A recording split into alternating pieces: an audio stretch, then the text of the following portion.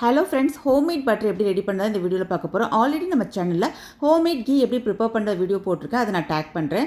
ஏன்னா ஹோம்மேட் கீயில் இருக்கக்கூடிய பேசிக் ப்ராசஸ் தான் இந்த ஹோம்மேட் பட்டருக்குமே வரும் உங்களுக்கு. ஸோ பால் நல்லா காய்ச்சிட்டு அதில் இருக்கக்கூடிய ஏடெல்லாம் கலெக்ட் பண்ணி ஒரு பாக்ஸில் நம்ம சேவ் பண்ணிகிட்டே வரணும். ஒரு பாக்ஸ் ஃபில் ஆனதுக்கப்புறம் மறுநாள் கொஞ்சமாக தயிர் போட்டு அடுத்த நாள் எடுத்து நீங்கள் கடைஞ்சி எடுத்திங்கன்னா இந்த மாதிரி உங்களுக்கு ஹோம்மேட் பட்டர் கிடைக்கும். கடைஞ்சும் எடுக்கலாம். அப்படி இல்லைன்னா மிக்ஸி ஜாரில் ஐஸ் க்யூப் சேர்த்து, கண்டிப்பாக ஐஸ் க்யூப் சேர்க்கணும். ஐஸ் க்யூப் சேர்த்து ஜஸ்ட் ட்ரில் பண்ணி எடுத்திங்கன்னா உங்களுக்கு இந்த மாதிரி வெண்ணெய் வந்து நல்லா உருண்டு திரண்டுக்கிட்டு வந்துடும். மேலாப்பில் வரக்கூடிய வெண்ணெயை அப்படியே நீங்கள் வந்து எடுத்து கைகளால் உருட்டும் போது நல்ல வெண்ணெய் வந்து உருண்டு திரண்டு இந்த மாதிரி சூப்பராக வந்திருக்கும். இது வந்து ஹோம்மேட் பட்டர் ஆகும். இந்த மாதிரி ரெடி பண்ண பட்டர் பால்ஸை வந்து பால் வாடை இருக்கும். ஸோ அதை அவாய்ட் பண்ணுறதுக்காக நம்ம வந்து இந்த பட்டர் பால்ஸ் எல்லாத்தையுமே வந்து ஐஸ் வாட்டரில் நல்லா 1 or 3 டைம்ஸ் வரைக்கும் வாஷ் பண்ணி எடுத்துக்கலாம். கண்டிப்பாக ஐஸ் வாட்டரில் தான் வாஷ் பண்ணணும்.